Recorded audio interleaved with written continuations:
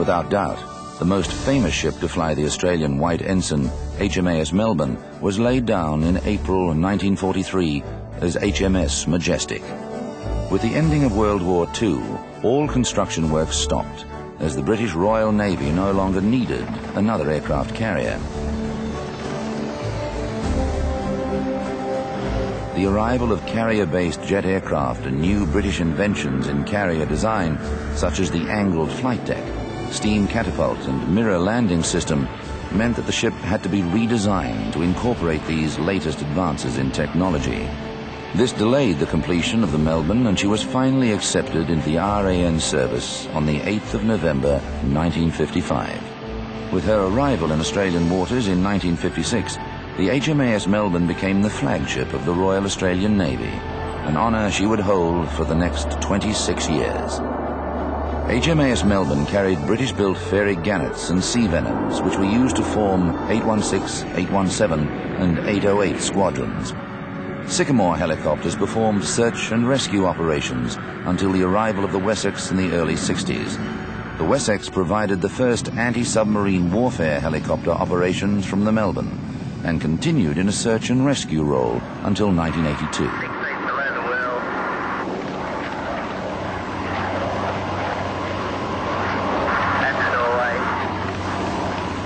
The operation of large, fast warships has always been a dangerous business, and this was brought home to the Australian public in 1964 when the Melbourne and HMAS Voyager collided, with the loss of the destroyer and 82 of its crew.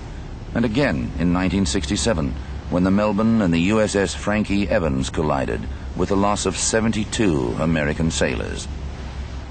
Despite the accidents with the Voyager and Frankie Evans, which were not the fault of the Melbourne, she proved to be one of the safest ships operated by the RAN.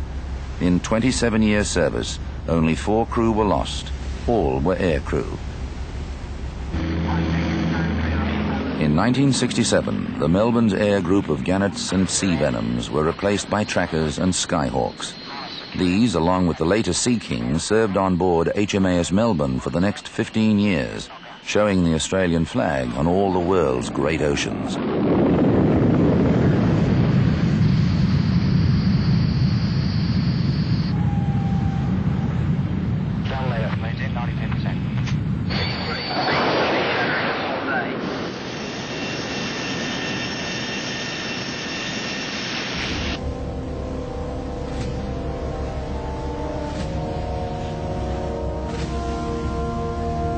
In June 1982, the great but aging fleet flagship was decommissioned and lay mothballed, while a possible replacement was debated. The aircraft carrier role was ultimately replaced by fast helicopter-carrying FFG frigates. In April 1985, the Melbourne sailed out through Sydney Heads for the last time, under tow, for a breaker's yard in China.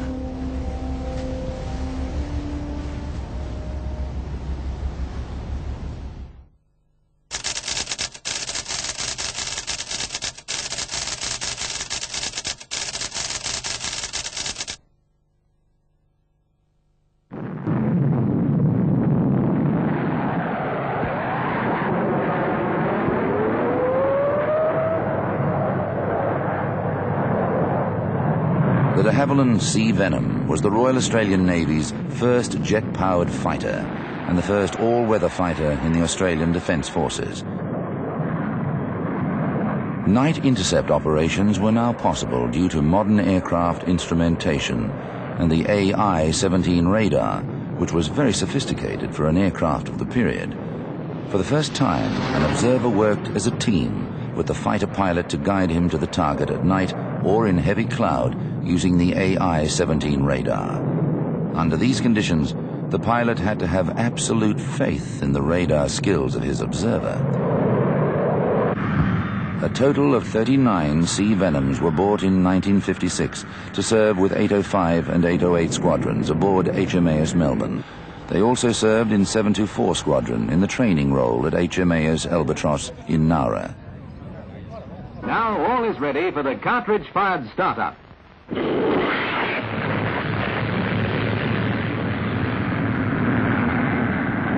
This method of starting is necessary for shipboard operations where there is no room for the bulky electrical starting devices normally used.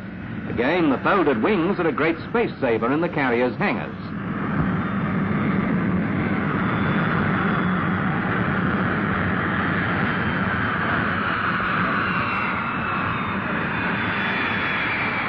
Unusually for a night interceptor, this new jet fighter had a fuselage which was built from wood.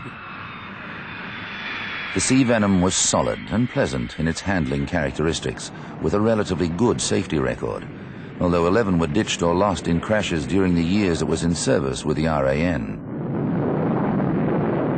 It's stick forward, full throttle, fire.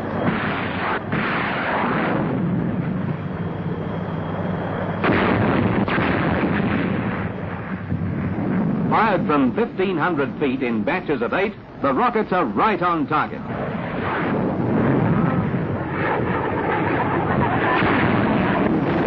Now that the rockets have done their job, they go in with cannons. From the 4 guns in the wings, over 3,000 high-explosive shells per minute pepper the make-believe enemy. The Sea Venom's jet engine was far less responsive than engines of propeller-driven aircraft previously flown by the RAN. Pilots who flew Sea Venoms therefore had to radically change their flying procedures when landing on a carrier. The moment the wheels touched down on the deck, they went to full throttle. Otherwise, if they missed the last arrestor wire on the carrier's deck, they wouldn't have had enough time to throttle the engine to full power to take off again. It took many practice landings at HMAS Albatross before a Navy pilot was ready to land a Sea Venom on the deck of the aircraft carrier HMAS Melbourne.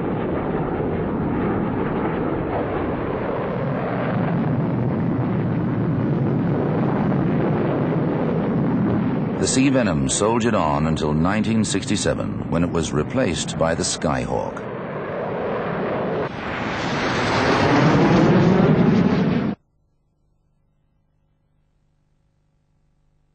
Back in the old piston engine days, notably the era of the Sea Fury, deck landing was an art, somewhat akin to ballet dancing. Done well, it was breathtaking. But so frequently, it wasn't done well, it was done badly. And the accident statistics we got would horrify people today. It was in this context in 1950 that I had a go at solving the problem. Technically, there wasn't much difficulty, but the real problem lay in convincing both the pilots and the Admiralty authorities that a new system was necessary. There's a nice little story about trying to convince Admiralty authority. There was a large model of an aircraft carrier in the office, so we invited the secretary to loan us the mirror from our handbag and draw a line on it with her lipstick. We propped up the mirror against the island on the model and put a torch on the flight deck pointing towards the mirror. We then asked her to walk towards the carrier, keeping the reflection of the torch bulb in line with the lipstick line. Being an excellent secretary, she carried this out to perfection, moving steadily across the room, stooping more and more until she came to rest in the landing area. This convinced Admiralty authority. That left the pilots. Trials soon took place, however, and the pilots began to see the new system really worked. The mirror landing system presents the approaching pilot with a visual image of his plane's position in relation to the flight deck in all weather and at night.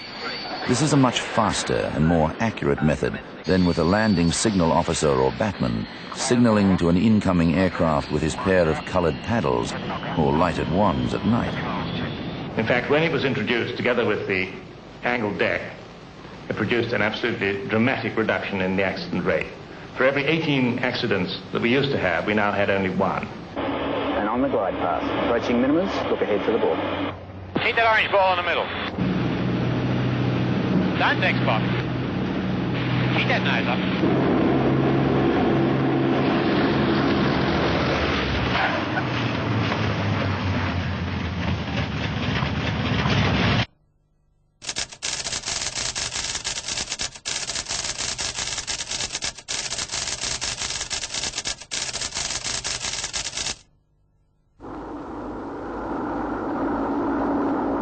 In 1956, the RAN acquired 36 Fairey Gannets for search and anti-submarine roles. 23 were transported to Australia on HMAS Melbourne when it first sailed out from the UK, and the remainder arrived by sea shortly afterwards.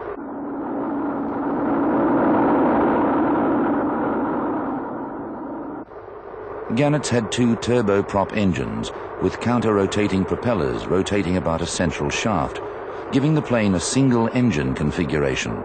Each engine could be controlled independently of the other. One was normally shut down for extended single-engine cruising.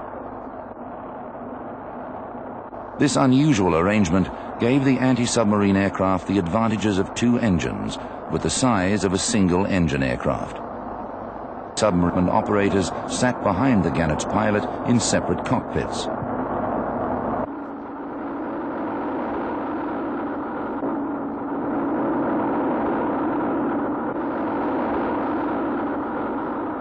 The rather portly Gannet could carry 2 homing torpedoes in its bomb bay and 16 rockets under its wings.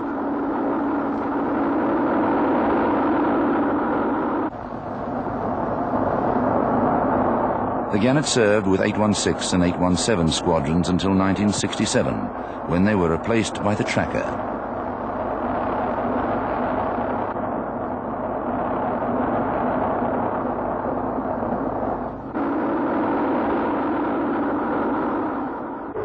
Despite its bulky appearance, the Gannet was a smooth-flying, maneuverable machine, and its crews were sentimentally attached to their ungainly-looking aircraft.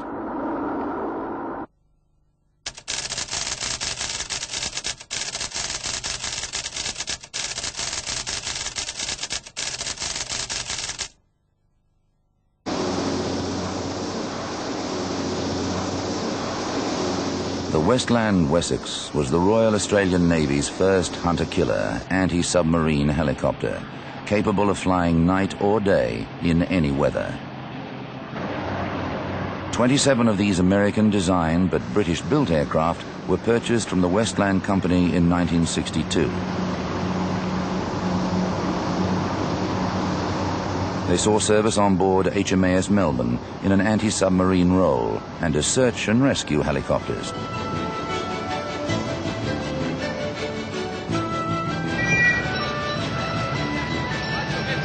No smoking, no naked lights.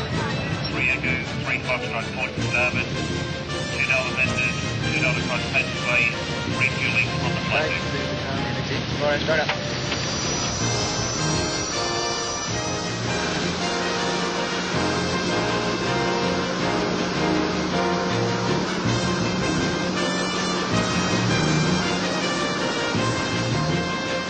The Wessex, with its dipping sonar and homing torpedoes, opened a new era in anti-submarine warfare operations with the fleet by providing random active and passive submarine detection capabilities over a wider area, thus creating greater problems for enemy submarines to contend with.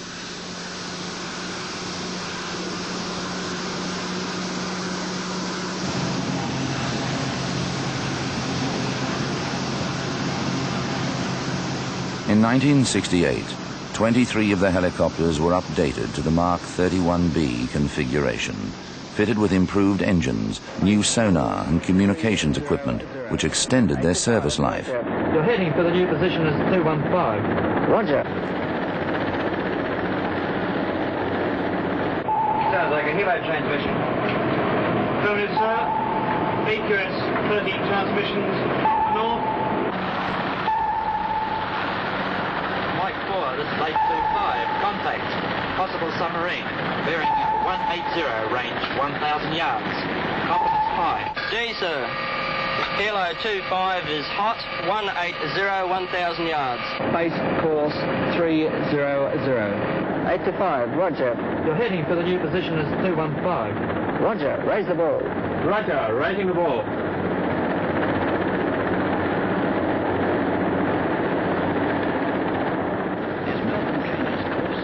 Completion, operate not above 1,000, and your Sandwich time 13:30 local. Up 10 feet. The Wessex featured in numerous rescues, support during the Cyclone Tracy operations in Darwin, Army support roles, and many other day and night operations. After much faithful service as the workhorse of the fleet, the Wessex was finally retired on the 31st of December 1989.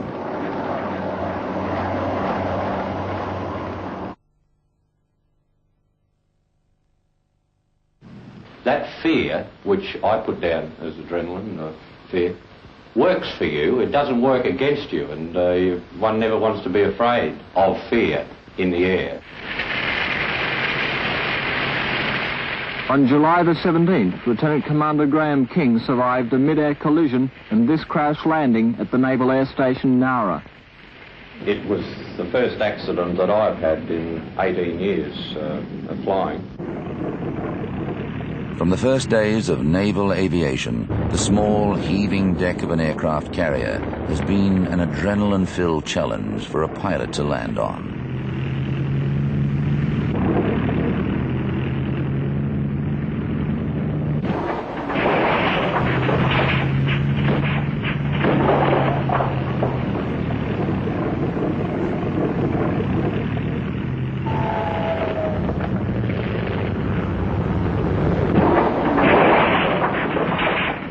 During the Second World War, up to 3/4 of all carrier aircraft losses were takeoff or landing accidents.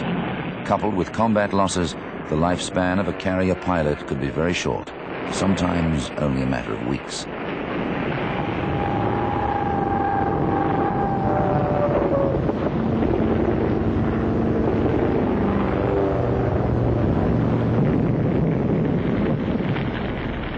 With the introduction of new safety devices, such as the mirror landing system to more accurately guide incoming aircraft, and the angled flight deck, which enables aircraft to land while other planes are still on deck, the incidence of carrier accidents has dropped dramatically, although the life of a birdie